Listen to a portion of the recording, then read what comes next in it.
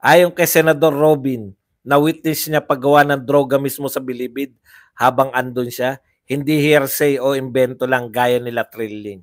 Danlike na boss, bida siguro sa pagubad. Nagpakita na wet po yan si Dan Fernandez. Ang pinag-iba si Dan, Tan GA. Tayo nakilala ka lang sa Mara Clara lang yan. Ding-ding lang makita.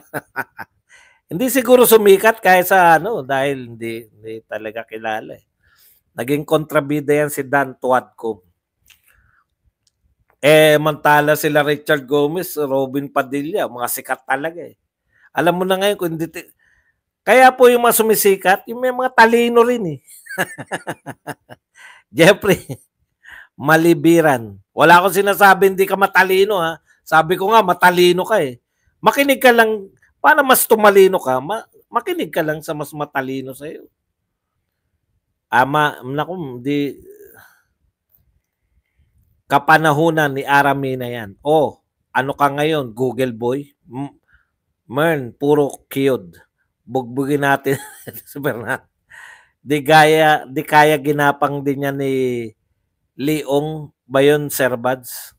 Sinong Leong? Kontrabida yan si Dan Fernandez sa palabas na Mara Clara.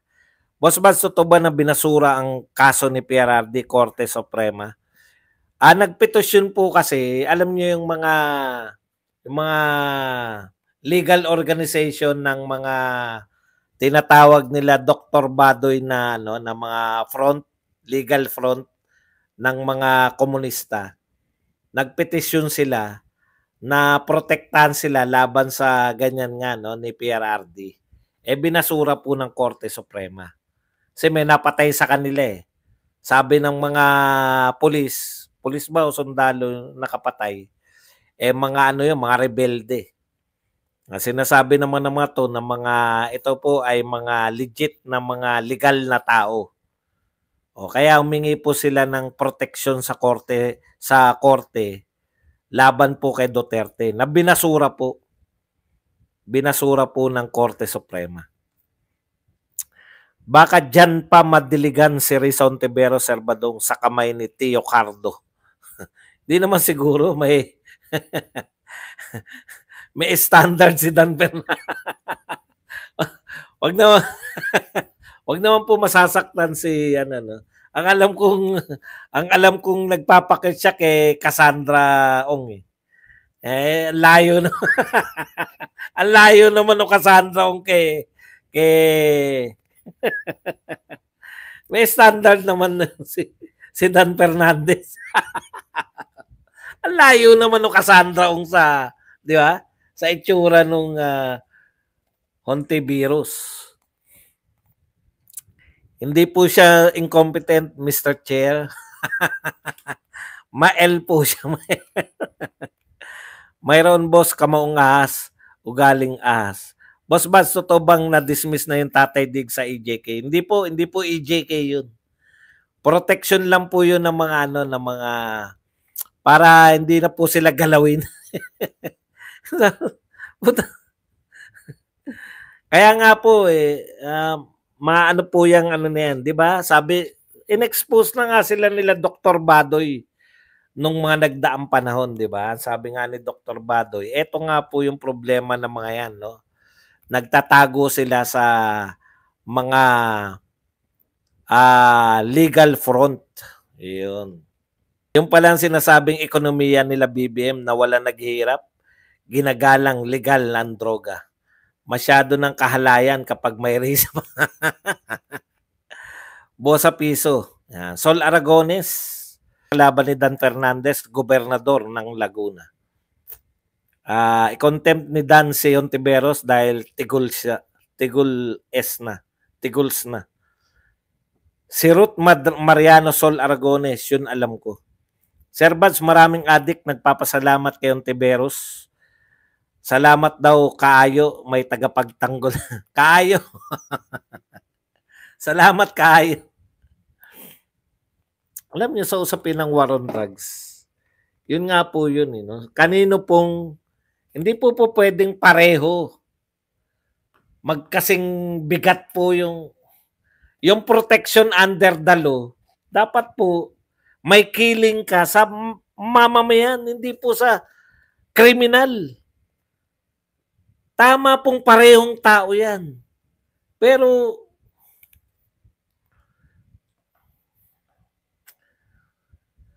kung ang paraan mo para maproteksyonan yung pangkaraniwan tao ay true dito sa ano tag ma-neutralize mo yung mga kriminal, eh i-neutralize natin yung kriminal. Yan po yun eh. Hindi po patay-patay ha, joke no. Baka mali ka na naman ang pang-intindi.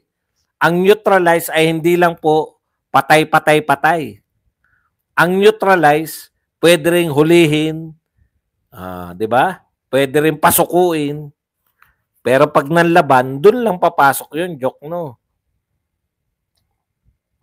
Si Dan Fernandez hindi magaling sa sarili niyang larangan, bakit asahan natin na magaling siya sa politika? Correct. Yun eh. 'Di ba? Yun. Pag artista ka at hindi ka naging magaling na artista, eh putya. O naging dalawa lang naman po eh, no? Artista na magaling umarte at artista na magaling sa box office. O si Gomez, magaling umarte, may mga best actor 'yan eh. Si Robin, magaling sa box office hits. Daming pelikulang kumita niyan. Bad Boy, Bad Boy 2, Bad Boy 3, Bad Boy 4, Bad Boy 5. Bad Boy lang pa. Pelikula nila ni Sharon. Pelikula nila ni Bina Morales. Pabata na yung ni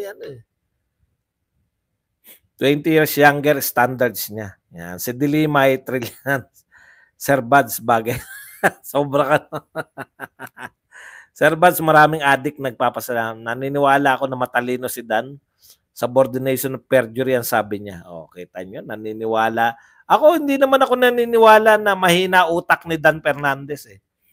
Kaya lang, makinig ka lang kay Tatay Digong para tataas naman yung ano mo. Si Dan Fernandez hindi magaling sa sarili niya. Bilyonaryo daw si Cassie kasi siguro nagka-interes si Dan F. Hanggang ngayon, Sir Badong, sa ginawa ni Dinggoy kay Dilima, kunwari hindi kilala si Dayan. Pati si Senator Bato, muntik nang matawa. Tuyot. Huwag naman gano'n, sobra no. Sa human rights yun, dito sa Pilipinas, dismiss na. Final decision. Hindi po yun mga AJK, iba po yun. Yung mga ano po yan, yung mga... Ang kalaban po dyan, hindi po sa droga yan. Yung kalaban po niya, yung nagsampa po, katropa nila Castro. Yan. Para mahiwalay natin. Yung sa droga, ayaw magsampa sa Pilipinas eh. Gusto nila ICC agad eh. Yung taga-ICC po, yung prosecutor, si Karim Kam, mukhang karumal-dumal kaga, pangalan pa lang eh. May kaso po. Putay pa, sila magkakaso sa Pilipinas, sarili niya nga, hindi niya mapigilan yung kamanyakan niya. Mr. Chair, yung prosecutor po ng ICC, hindi po siya incompetent, manyak po siya. Karimarimam. Karimarimari. Manyak po siya. Hindi nyo alam, no? Pagtingin pa lang ni Dan kayong Tiberos, contempt kagad. May mga hawak at talagayan si Dan sa Viva Max. Will going after him, ibig sabihin para sa akin, banta nilang lahat. Parang mafia style ang sinasabi ni Dan Boljabang Moboy. Sige nga, pa isang araw nasa kulungan kayo. Sabi nga ni Bato PNP chief, di nyo ba po proteksyonan yung mga polis ninyo? Mas safe pa nga daw ngayon kay BBM kumpara dati. Totoo talaga na mas safe ngayon ang mga adik at kriminal kaysa sa dati. Correct, di ba? Sino mas safe ngayon? Pangkaraniwan tao ba? Kasi yung at iba na alawi. Ito pa sabi ni Dan, unfortunately, there is no coercion happens. Bakit nyo nga po kakausapin kung wala po kayong balak? Di ba? Hernandez, asawa ng gobernador, tatakbo din. Kaya mga artista, wag na kayo mag-aral sa Google. Tignan nyo si Dana Tontiveros. Ang labas tanga sa law. Subject nasa lower at upper chamber. Ang alam lang ng dalawa, contempt. Swerte ang mga adik at mga kriminal, Sir Badong, kasi rerendahan sila ni Risa. Sana all. Ami Cabrera.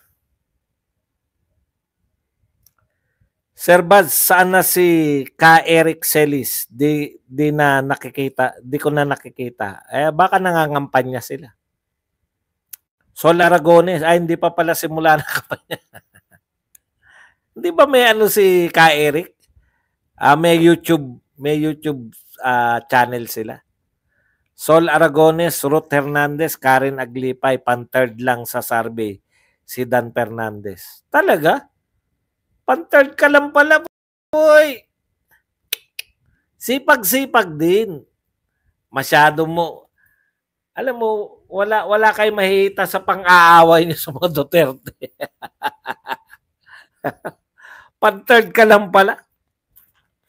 Sa Google lang galing ang galing Dan Fernandez. Good PM Sir Badong at sa mga viewer. Taga Laguna ako, Boss Buds. Di ko iboboto ang hindi masyadong matalino. Yan. Yan si Attorney Google. Makagamit lang ng English, hindi naman alam ang ibig sabihin.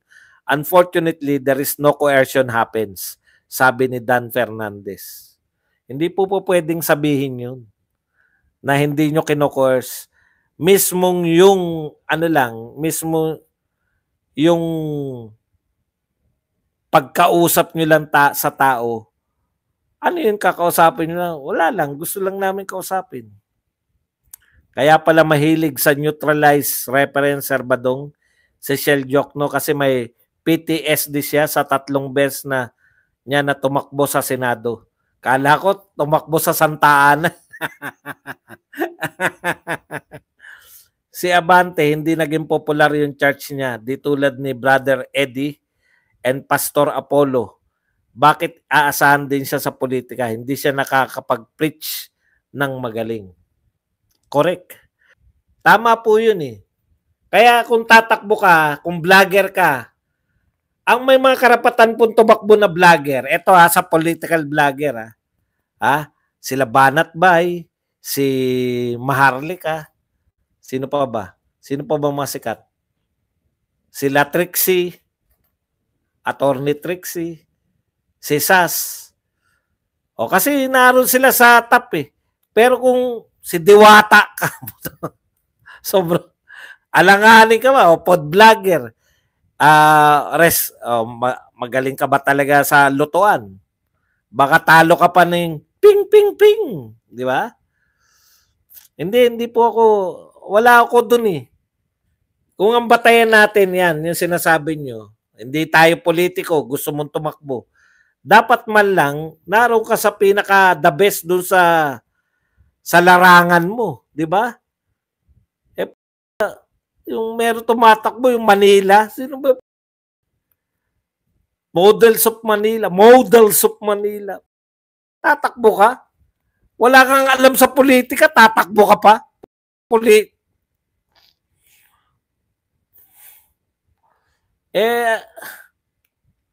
Yung mga ganun po, ano mo muna, maging top ka muna. Kaya ako hindi tumatakbo eh. Pag naging top na ako na pinakasikat na vlogger, pwede akong tumakbo. Pero kayo, wala kayo, sino ba yung matumakbo yan? Si Diwata tsaka tong Models of Manila. Para kayong mga engot. Hindi nyo nga alam gagawin nyo sa buhay. Kaya po mga na sila, si Kuya Badong Aratiles, sikat ka din. O kita mo, may din. Ibig sabihin, hindi ako sikat. Ako, Buds, ang aking party list, yung Bisaya Guide, yung Greco Belhica. Si Badong Aratiles, hello Ram. Ate Ram, humble pa yan si Boss. Boss Buds, out of topic, ako, pero may tanong ako. Kailangan pa ba ng ICC para hulihin si FPRRD kahit civilian na? Hindi ko alam yung hindi ko alam yung gusto mo sabihin. Huhulihin ka lang po kung may kaso ka at may warrant of arrest ka. Kung wala ka namang kaso at wala kang warrant of arrest, bakit ka hulihin? Yung ICC po, hindi po tayo member ng ICC. Mga salita lang po yan ng mga taong, yung mga nagsasabi po na ICC, sila rin yung nagsabi na June or July lalabas na yung warrant of arrest. Hanggang ngayon, wala pa rin. Diba? Hanggang ngayon, wala pa rin. Kumandidato ang ganyan ng political campaign song, Voltes 5. Magiging legal ng illegal vendor ni Diwata. Katang-isip lang yung ICC na yan nila. Badong Rattles for ba? Mr. Google. Hindi po ako alis sa pagbablog. Kasi alam ko pagbabawalan na silang mag-vlog pagdating ng February. February, April, May, putya, wala akong kita. Hindi na. Inyo na yan. Tapos ang karir ni Fernandez, ang bumangga, giba. Do not sleep, kilala mo ako. Alam mo, nandito ako. Pwede po ba kayo mag-share ng magandang mga party list na iboto na pro Duterte? Hindi po tayo nakikialam dyan. Maraming party list. Kasi po pag nag-endorse ako na isang party list, ang dami pong pro Duterte. Sa ano lang po tayo, national level, yung ano lang po, yung senatorial. Yung ICC, kapritsyo lang ni Trilling at Hontiveros, alam na, not anymore member ang Philippines sa ICC. In-expose na nga ng, ano yan, ng Net25, di ba? Ang sabi nila dyan, sa, anong tawag dyan? Dyan. Sa ICC na yan. Kaya naroon nga sa Quadcom yan si Trillanes, di ba? Dahil yung mga kulang ng kanilang sinampa, mga testimonya, pinupunuan dito sa Quadcom, pinupunuan sa Senate hearing, kaya po kailangan nila yan. Kaya lang, in the first place, wala naman talagang hindi naman tayo member ng ICC. Siguro, nung panahon ni Tatay Digong, pwede nilang ikatwiran yun, no? Paano namin makakasuhan sa korte tong si Digong presidente ng Pilipinas? Pwede, di ba? Kaya lang, hindi naman sila hindi na presidente si Tatay Digong May umiiral naman tayong korte. Supreme Court nga, kinikilala Ang una nyo itanong sa mga nagsasabi na ICC, wala bang umiiral na korte sa Pilipinas? Yung Supreme Court ba inutil? Sunod-sunuran ba yung Supreme Court sa kapritsyo ng presidente o kapritsyo ni Duterte? Malamang ang sasabihin nila hindi. O kung hindi pala, di may umiiral na batas sa atin. Kung may umiiral na batas sa atin, wala pong karapatan ng ICC na pumasok. Maraming party list na pro Duterte. Panaw, Sambayanan, magaling si Ka-Eric at matalino si Doc Lorraine. Yan, correct. Vote natin ang Ipanaw party list kila Doc Lorraine, Ka-Eric at Attorney Bosantog. Huwag iboto ang rider, teacher, anak Bicol, Gabriela, huwag nyo to iboto. Ang comment nga po ni Miss Cathy Binag, pwede din pong pinondohan ng mga drug lord ang tinatawag na EJK para masisi kay FPRRD, di ba? At hindi lang po si Cathy Binag ang nagsabi niyan. Pati po yung kaisa-isa nila mismong testigo, si Cristina Gonzales. Natatandaan nyo? Yung mag-asawa silang pusher. Tapos pinalilipat na sila. Tapos bago si Duterte, dedo na yung mister niya. Ibig sabihin, marami po ninja cops din na bahagi ng sindikato na tumitira po nung EJK. Ako naniniwala ako dun Yung mga nagsabing wag tularan, adik ako, wag tularan. Pucha, siyempre, ano ba epekto nun? Magagalit kay Duterte. Yun yung akala nila epekto, pero hindi. Ang natakot yung mga adik. Eh. Yari tayo, adik lang, pinapatay. Magbagong buhay talaga kami. Kaya okay din kay Tatay Digong na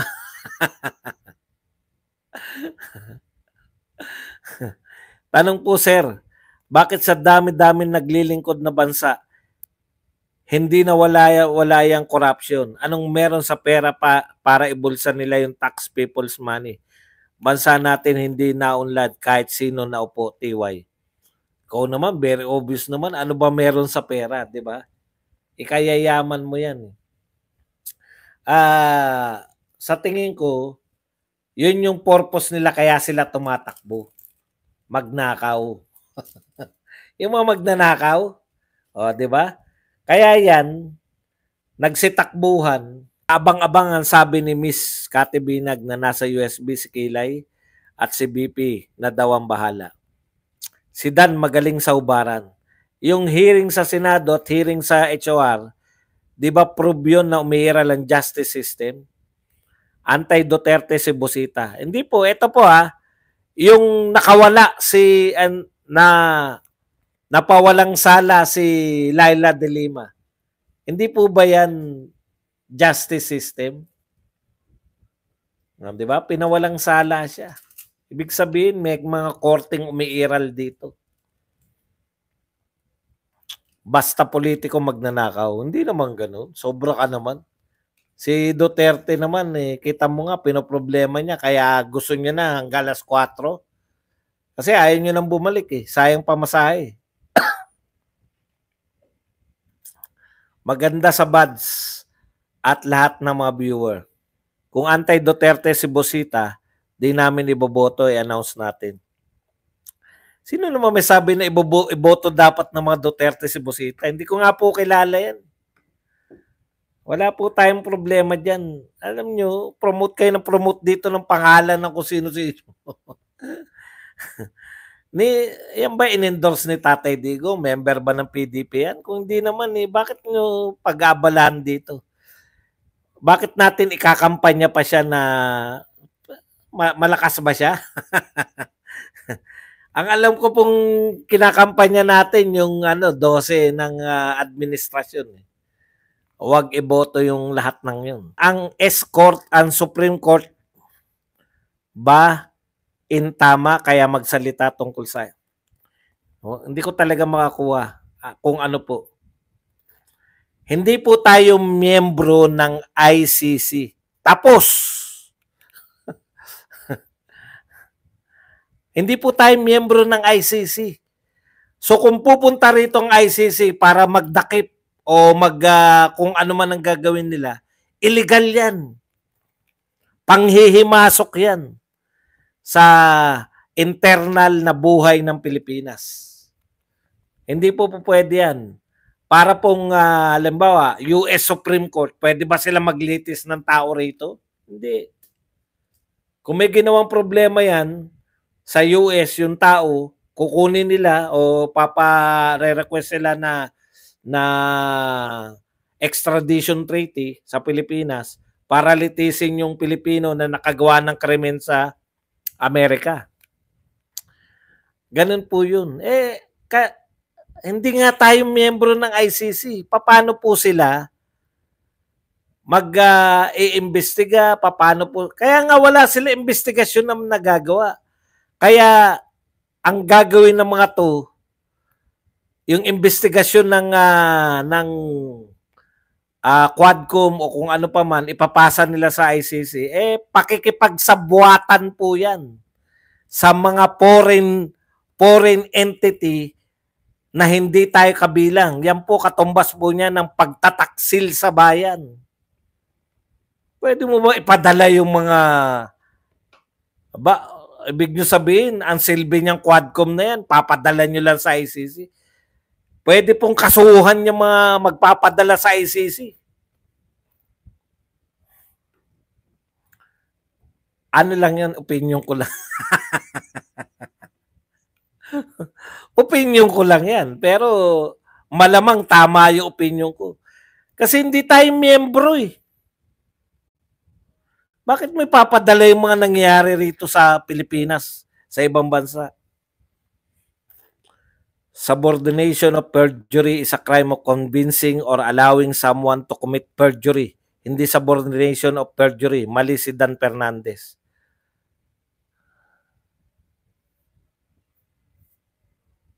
Boss Bad, sino yung nasa likod mo? Maganda. Ayun. Ito. Ano lang mga bag lang yan. Hindi pa supot. Ko mahalimuyak. Anong kumalim? Kay Buloy at Marcoleta, Panelo, Vic Rodriguez. Sir Bad, hawak ni Busita ride. Hindi ko naintindihan. Bakit po ba kayo, ano po ba meron? Bakit po kayo promote sa mga taong di naman natin kaano-ano? Boss Bad, sino yung nasa likod mo? Maganda ah. Ilang party list ba ang pwedeng iboto? Isa lang po. Baka po kayo magkamali. Isa lang po ang party list. Si Hubadcom, tagatanggap yan ng script ni Trilling. Tuwadcom yan. Pinadala na raw ni Trilling sa UCC. UCC pala, hindi ICC. Ang kakatakot, pakialaman ni Bangag ang pera ng SSS at GSIS. Biden ginamit ni Fernandez, hindi off. Gusto lang makakuha ng simpatya ng mga Bisaya, si Ontiveros, Sir Buds, kaya nagpasalamat kayo. Alam nyo, sa totoo lang, marami po ako nakakasamang Bisaya eh. Mukhang nagiging bastos ang Bisaya kasi hindi sila marunong magpo at opo. Ang tawag nila sa tatay ko, kaidaran ko Anto, tatay ko yun. Hindi po pambabastos yun, pero kung sa Tagalog yung pambabastos. Ang problema, pag pinagsama mo yung kultura ng parang magalang tapos Bisaya ang salita mo, hindi bagay. Kaya hindi po, tama yun, pwede nyo sabihin yun, yung salamat kayo, hindi dapat mayat-mayat, di ba? Tagalog kasi yun, yung thank you po, o next, di ba? Salamat, susunod naman. Kung literal niyan tinatransfer na dapat ganun din, mayat-maya nagpapas. Kung hindi nga pala salamat yung mga Bisaya pero hindi po sila bastos. Na treason na makipagkutsabahan ng mga highly protected security information, Sir Buds. Opo, kung meron kayong kung may gera, treason tawag doon. Kaso walang gera.